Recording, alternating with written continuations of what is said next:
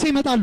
ስተዋል ሁለት ለአንድ እየመሩ ይገኛሉ። ሶስተኛ ፔናልቲ ሻት ግን በኢትዮ ኬር በኩል ይጠበቃል። ማስቆጠር የሚችሉ ከሆነ 2-2 ማድረግ ይችላሉ።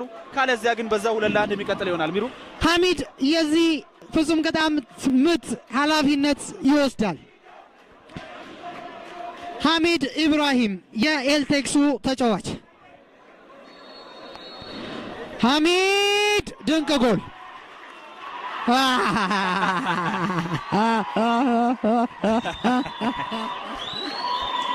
ሁለት ለሁለት ሆነዋል። ዳይቭ አድርጎ ግብ ጠባቂውን ሙድ ይዞበታል። ሄኖክ ቡድኑን ወደ ጨዋታ የመለሰችውን አራተኛውን ጎል ያስቆጠረው ሄኖክ የመለያ ምቱን ሊመታ ነው። ኢትዮ ኬሮች የደጋፊ አድቫንቴጅ አላቸው። ሚሩ ሄኖክ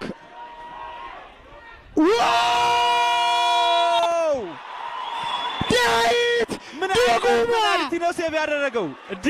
ዳዊት ዱጉማ ምን ማለት ይቻላል? አዳጋች የሆነ በግብ ጠባቂው ቀኝ ከፍ ባለው ኤሪያ ላይ እጅግ በጣም አስቸጋሪ ኳስ። ይህ ተአምር ነው። ይህ ምንድን ነው? የኢትዮጵያ መድን የታዳጊው ግብ ጠባቂ ተአምር እየተመለከትን እንገኛለን። ይህ ኳስ ከተቆጠረ ኢትዮ ኬር መምራት ይጀምራል። አብዱረዛቅ ኃላፊነቱን ይወስዳል። አብዱረዛቅ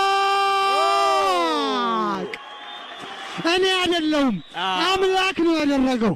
ሱጁድ ወርዷል። በዚህኛው አልሳተም፣ ሁለቴ አልተሳሳተም።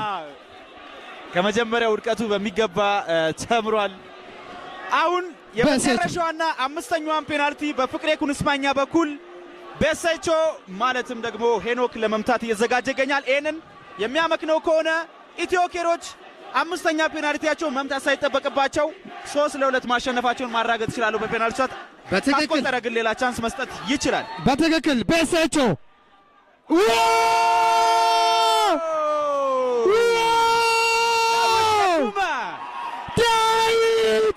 ዳዊት ዱጉማ የውድድሩ ከፍተኛ ጎል አስቆጣሪው በሰቾ ላይ ፔናልቲ ሴቭ በማድረግ ይህ የዳዊት ዱጉማ ታምር ነው። ይህ የዳዊት ዱጉማ ቀን ነው። ይህ የዳዊት ዱጉማ ጠዋት ነው። 3 የመለያ ምቶችን ለማመን በሚከብድ ሁኔታ አዳነ። የውድድሩ ፍጹም የውድድሩ ከፍተኛ ጎል አስቆጣሪው በሰቾም ሳተ።